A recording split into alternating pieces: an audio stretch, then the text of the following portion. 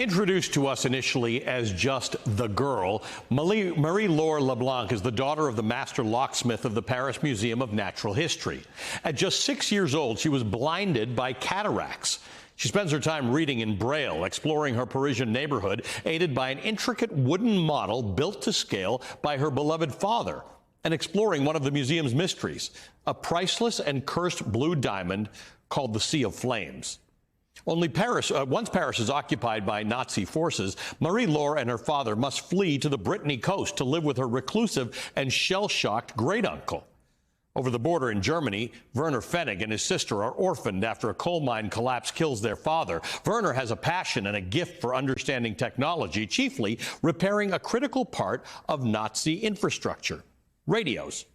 His technological prowess lands him a place at one of the National Political Institutes of Education, the draconian Nazi military school, and then in the Wehrmacht, the Nazi armed forces. As a soldier on the Western Front, he's tasked with finding who and where illegal radio transmissions are sent, tracking and destroying the resistance.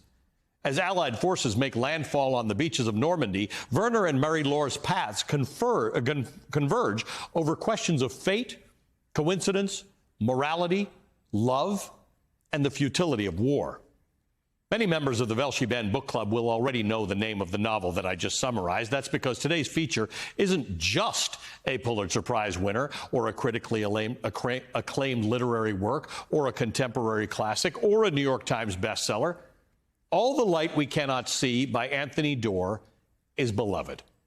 Set in World War II Europe, All the Light We Cannot See is a masterclass in non-linear storytelling. Not only did the chapters shift their focus between Marie-Laure and Werner, finally converging during the Battle of St. Malo in 1944, the entire novel jumps back and forth through time. The result is enveloping and intensely suspenseful.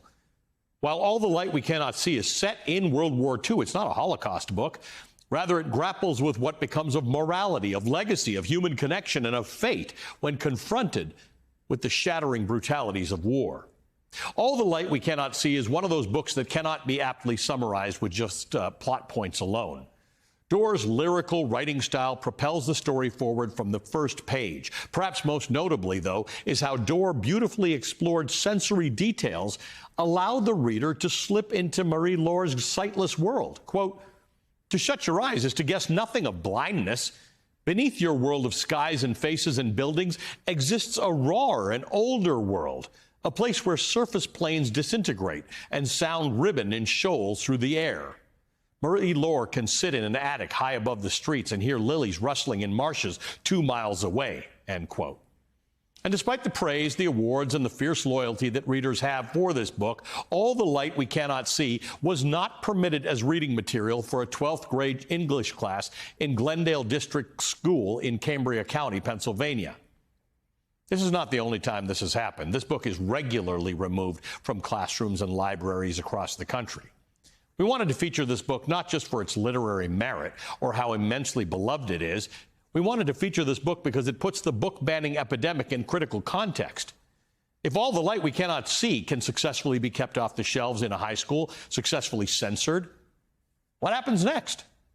Right after the break, I'm joined by Anthony Doerr, the author of All the Light We Cannot See, the 2015 Pulitzer Prize-winning novel for fiction, and today's Velshi Band Book Club feature.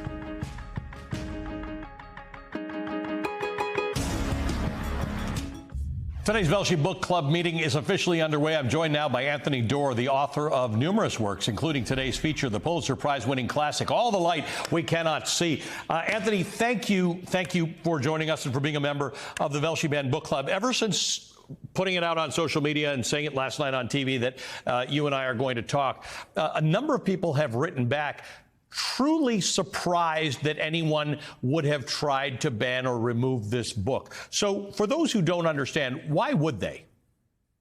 Oh, gosh. I don't know either, Ali. First of all, thanks for having me. And thanks so much for featuring books. You're so good at incorporating text into your show. I love it. Yeah, I tried. Now I asked my publicist, like, could we figure out why before this interview? But it's better for me if I just keep making my work. I know that so many writers who are targeted are writers of color, or writing about characters of color, writing about characters in the LGBTQIA plus community. So, any visibility that you can give to these books that are under attack is so valuable. So I just appreciate it. And sure, if people asking why is this book being challenged, it helps them ask why are other books being challenged. That's a really important thing. That's right. I think because the why a book is being challenged is generally uninteresting. It's always the same 5 reasons for all of history. But the concept that books are being challenged, which is surprising to many of my viewers that this book would be on that list, or many of these books will be on the list, is the important part. Let's get into the book. A major motif throughout the book is the power of technology. In the book, it's radio technology. The radio is a tool to both save and destroy. I read the title as at least partially in reference to radio waves that we cannot actually see. Talk to me more about this.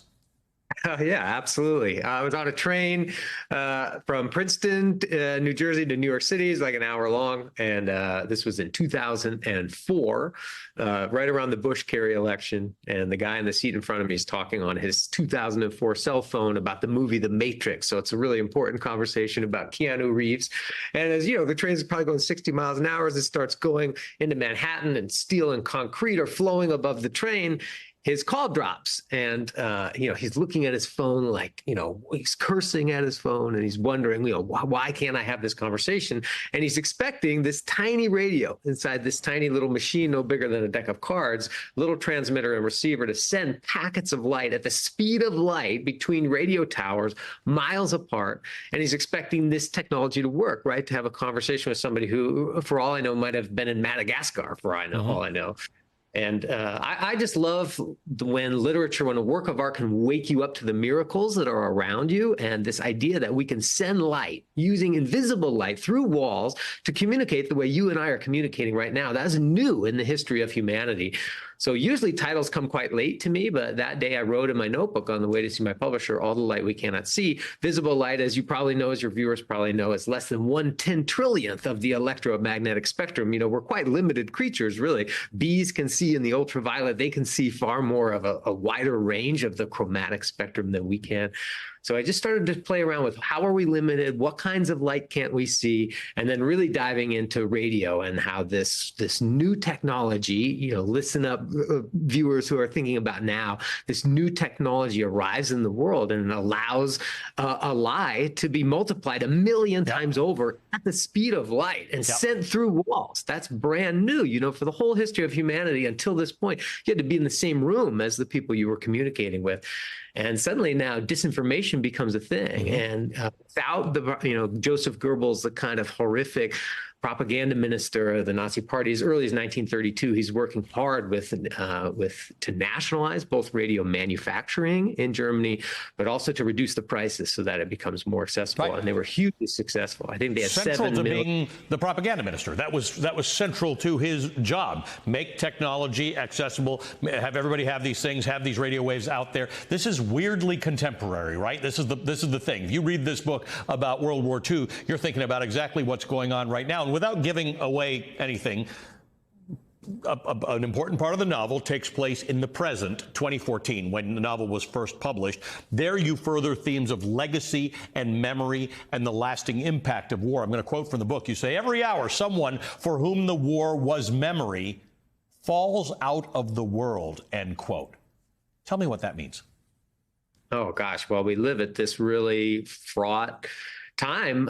You think about the Olympics in France, you think about the legacy of all these soldiers who landed on the beaches in Normandy. We're losing every day. We lose the last folks for whom World War II is memory. And that can be a dangerous time in history, because as history, transmutes from memory to history, it's a little bit easier to alter narratives. And of course, you'll see, the Second World War is used all the time, and from anything from political speeches to video games as ways to kind of tell certain stories, often a very clean story of good versus evil, which can tend to be a little bit dangerous. I think it's a little too simplistic to say, oh, this was an aberration that happened in the late 30s in Germany, and it'll never happen again. And it's much more complicated and important to ask yourself, how does a civilization get to this point? How does a society start to believe things that aren't necessarily true? You know, for German citizens, it became illegal to listen to shortwave radio. Soon it became publishable by death once the war was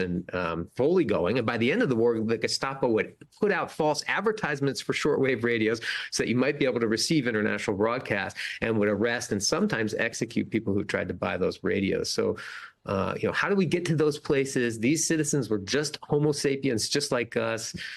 We have so many predilections to try to believe and try to want to belong in things. So I think fiction, in every way, fiction is a great way to try to investigate the complexity. You tunnel towards the universal through the individual, and that's what you celebrate so well in this book club. I think that's the best way to try to understand what people have gone through in the past and what people are going through in other cultures, even on other planets, if you believe science fiction can execute that kind of stuff.